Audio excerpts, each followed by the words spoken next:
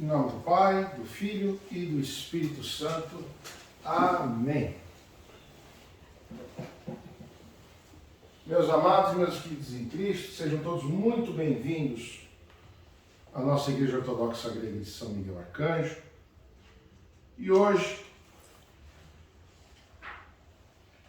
no nono domingo após Pentecostes, eu gostaria de ler novamente o que a nossa querida Júlia leu na epístola, em que o Proclímeno, ele fala assim: fazei votos ao Senhor vosso Deus e cumpri-os.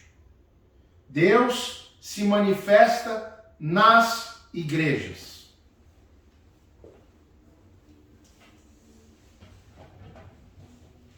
Hoje, nessa epístola de São Paulo aos Coríntios, quem quiser ler em casa, vale a pena, ele fala três coisas importantíssimas. O alicerce da fé é Jesus Cristo. Ele é a fundação, é igual a um prédio. Nós somos aqueles que levam a palavra de Deus. Então, em primeiro lugar, o Cristo é o fundamento de tudo. Também nessa epístola fala que nós vamos dar conta das nossas obras. E também fala que nós iremos ser aqueles que edificam o alicerce. Ou seja, nós levamos a palavra de Deus, nós somos os edificadores, os construtores. Eu sou um que edifica. Por quê? Porque eu levo a palavra de Deus até vocês. Cada um de nós vai responder pelas suas obras, pelo que se fez. Aqueles que passarem no teste de Deus, as suas obras irão aparecer. Ali ele usa a palavra fogo. Então nós temos que ver que tipo de alicerce que nós iremos construir em cima da boa nova do Evangelho de Jesus. Quem nós seremos perante Jesus, ao levar a palavra de Jesus para os nossos irmãos e irmãs. Muito bem. Nós hoje também lemos no Evangelho aquela passagem clássica em que Pedro anda pelas águas e afunda, porque ele fica com medo e a fé dele vai embora. E aí o Cristo pega na mão dele, coloca ele dentro do barco e fala para ele: homem de pouca fé. Muito bem. Agora vamos unir o que nós lemos na epístola, que essa epístola, sim, ela toca no cerne e no âmago do que um cristão tem que ser espiritualmente na hora de se comportar em meio aos outros e de ser evangelizador. Sabe por que as igrejas ortodoxas estão vazias no Ocidente, no Brasil? Porque nós não tivemos, principalmente bispos, preocupados em evangelizar. Ficaram apenas servindo as colônias de onde vieram, os gregos, os árabes, os russos, os ucranianos e por aí vai. Só que eles esqueceram que os filhos dos velhos da primeira geração iriam casar com brasileiros e brasileiras, e que estes, por não terem o conhecimento da ortodoxia, da fé verdadeira, iriam levá-los para outras religiões, para o protestantismo, para a Igreja Católica, para religiões e seitas que não creem em Jesus, como as de matriz afro, e por aí vai.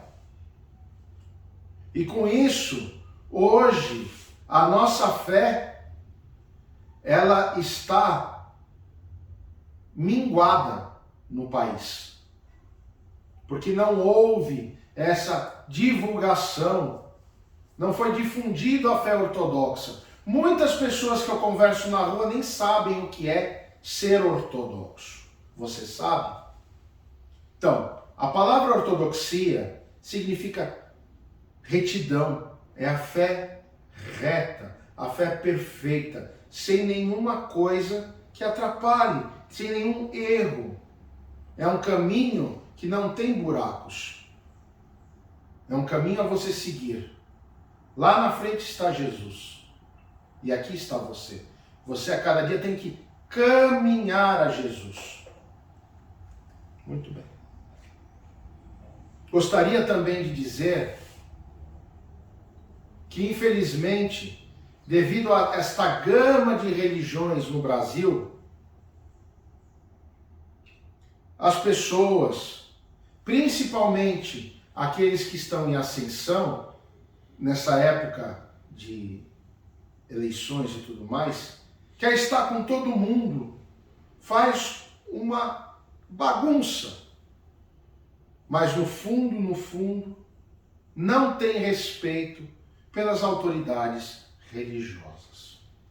E isso é triste, porque isso faz que cada dia mais nós percamos a fé na sociedade, naqueles que a representam e que seriam de suma importância para também ajudar as nossas igrejas.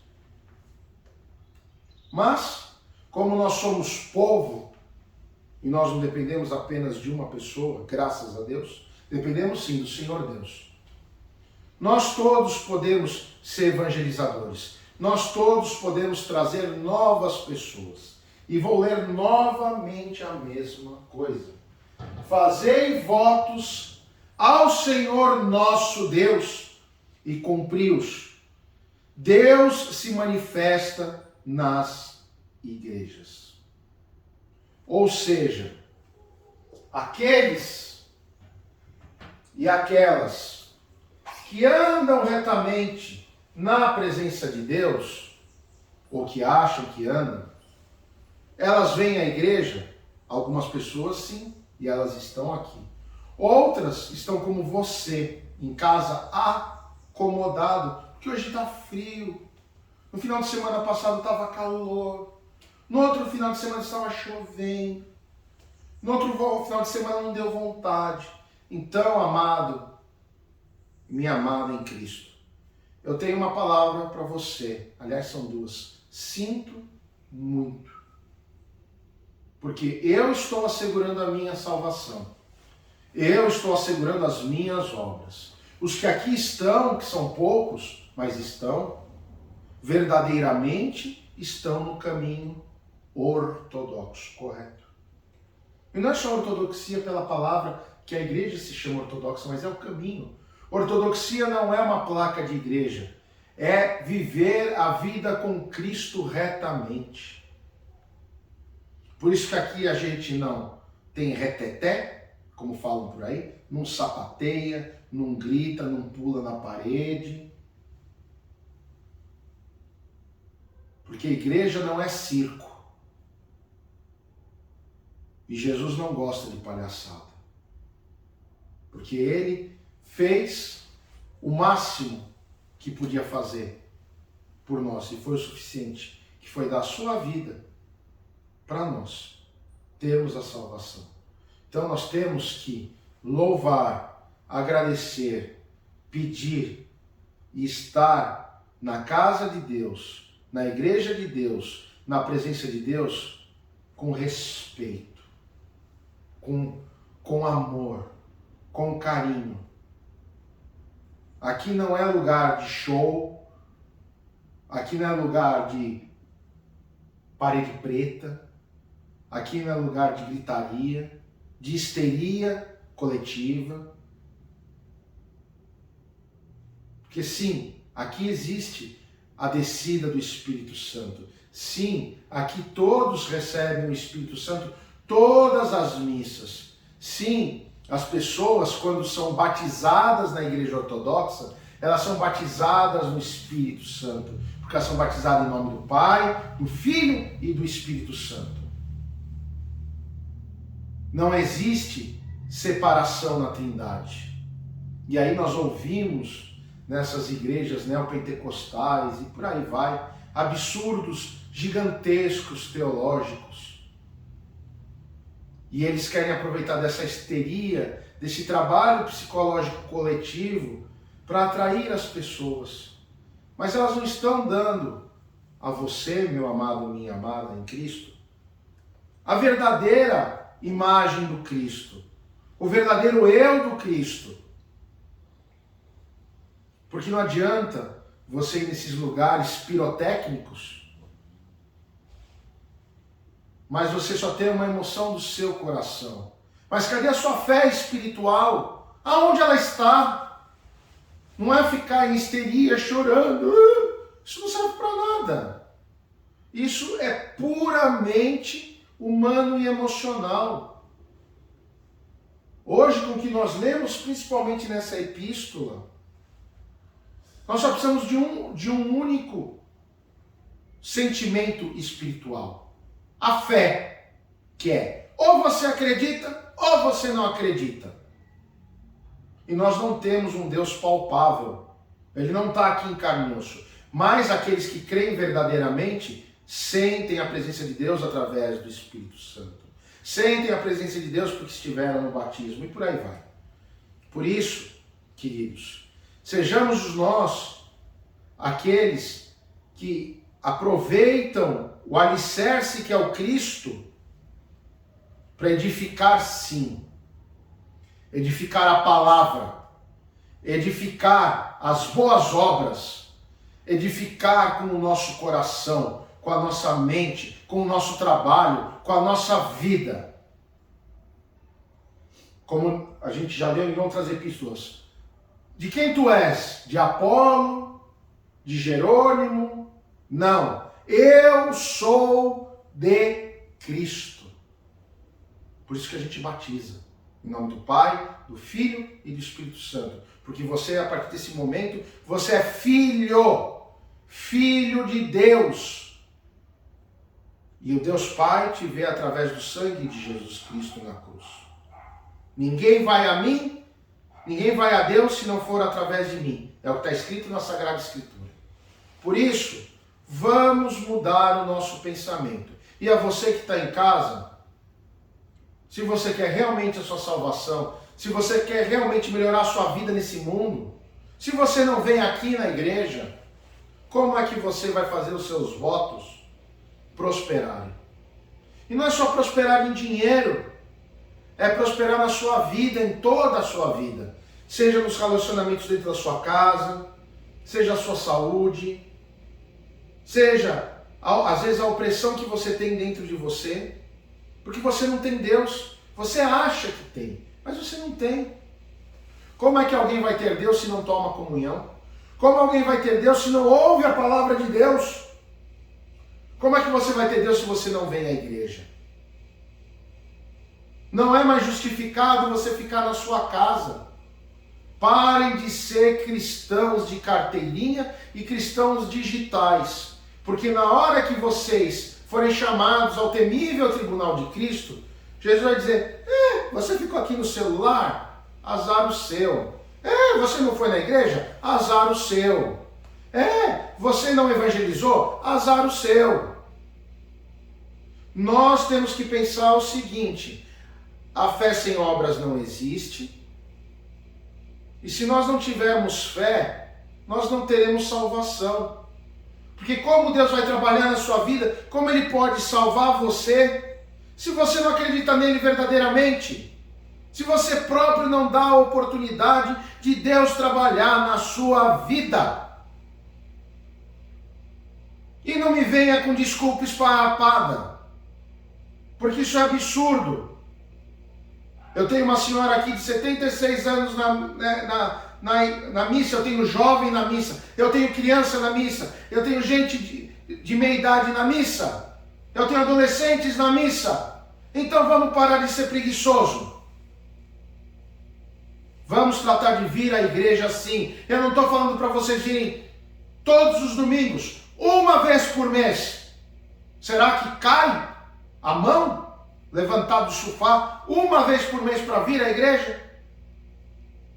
Então, amados, o bispo não é para ser bonzinho.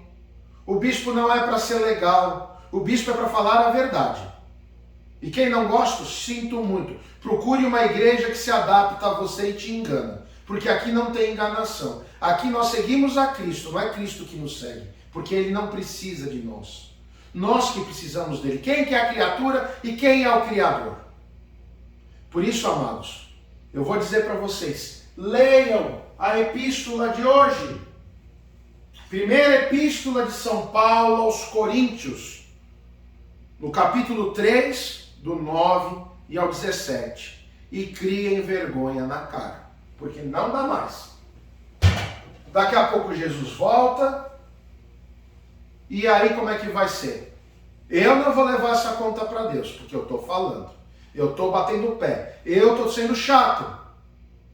Mas é para te salvar. Salvar a tua casa. Salvar a tua família. E outra, se você não tem comunhão com Deus, você não é próspero. Se você não traz as suas ofertas à casa de Deus, você não é próspero. Por que que você não é? Porque você desobedece tudo que Deus mandou você fazer. Então, se você está por sua conta em risco, azar o seu. Porque a conta vai chegar. Ou hoje, ou amanhã, ou depois. Por isso, amados e queridos, pensem nisso com carinho. Mudem o seu agir.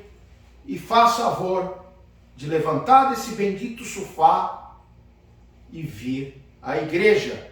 Não tem desculpa. Tem cadeira, tem água, cafezinho. Vocês vão ser muito bem tratados aqui. Só que vocês têm que vir. Tá bom? Deus abençoe a todos.